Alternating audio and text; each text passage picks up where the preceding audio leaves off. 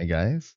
Welcome to the first episode of Alamat Short Stories, where we narrate short stories submitted or researched by our team to share with you all.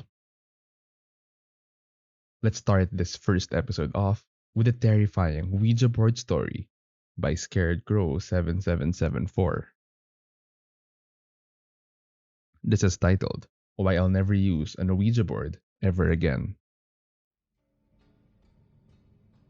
This happened way back when I was in first grade. My family lived in a rural area in the Philippines. I went to a private school in the small town nearby. In fact, there wasn't a lot of students in the school, and in my class, there were only 6 students, including me. 3 guys and 3 girls.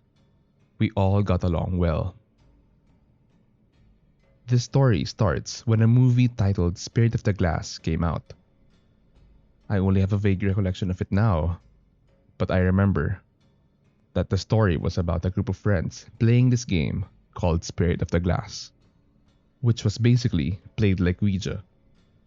As a matter of fact, I don't think there were any differences between the two other than the name. My friend, which we'll call him Mark, suggested that we play it. Among all of us, Mark was a troublemaker. He was a little too adventurous and got injured a lot. But he was our charismatic leader nonetheless. So we set up a makeshift board using pen and paper and sat inside a circle. We placed 2 fingers each on top of a coin we were using as a planchette and began asking the usual questions like, is there a spirit here? What's your name? How did you die? That kind of stuff. Oh yeah, I forgot to mention. You have to close your eyes while you play, and you only open it once the planchette stops moving. For non-yes or no questions, you have to open your eyes and spell it out letter by letter.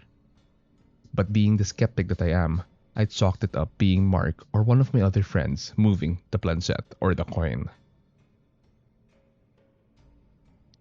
I also assumed it was them rubbing my arm, because during the game, I was feeling someone gently running their fingers on my arm. I stood up and called BS. Mark reprimanded me and told me that I bothered the spirit by breaking the circle. He also said that the spirit is now stuck in our world since I closed the portal by breaking the circle. With this, I sat back down, still not believing Mark. I told them that we should play with our eyes open so I could show them that it was all a fake. We asked the question and I felt someone run their fingers on my arm. But it doesn't make sense. My eyes were open and I was looking at my arm. I looked up at Mark, who had the exact same look as I did, just wide-eyed, scared. None of us said a word. We all just bolted out of the room. But that wasn't the end of my nightmare. Days after that happened, my mom would constantly wake me up at night. Annoyed, I'd ask her why she would wake me up. She said that she could hear me crying, and I always told her I wasn't crying. In fact, my face was dry, and there was no indication of me even crying. The worst part was when she began taking my blanket away. Again, I asked her why. She was worried that I'll end up strangling myself, since every time she went to wake me up, she'd find my blanket wrapped around my neck. It stopped after a week, and my life returned to normal.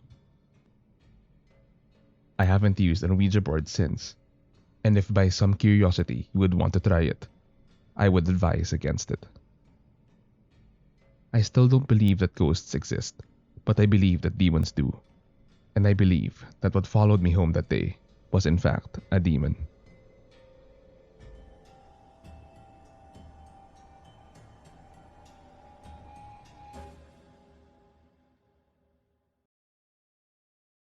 I hope you guys enjoyed the first ever episode of this Alamat Short Stories. And if you did, please let me know and give me your thoughts down in the comment section.